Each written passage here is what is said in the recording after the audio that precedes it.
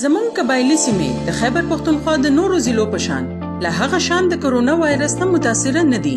زمونږ دپاره د یو ژوند زیان ډیر ګران دی، خو قبایلي سیمو کې د کرونا مریضان یا د دې وایرس د لاسه په حق رسیدلو خلکو شمار د خیبر پښتونخوا د نورو ضلعو نه لا اوس هم کم دی.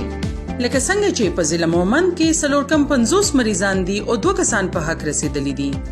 خو دا صورتحال به تل داسې نه وي، ولې چې که د احتیاط نه کار وانه غستی شو نو دا بیماری هر ځای ته رسیدو نه پس ډیره زر خورېږي او یو نه بل ته لګي.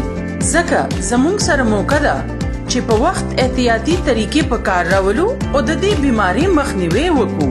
په خپل کورونو کې اوسئ، د ګڼې ګوڼې او مجلس نه ځان ساتئ، لاس ملاولو او غاړه ورکولو نه ډډه وکئ. لږ سات پس 20 سکندو د پاره لاس په صابون وینځئ. خدای دې نه کړي چې د دې بیمارۍ د لاسه موږ د خپلو مشرانو او مینوالو نه محروم شو. ستاسو او د ستاسو مینوالو خیرخوا، حکومت خیبر پښتونخوا.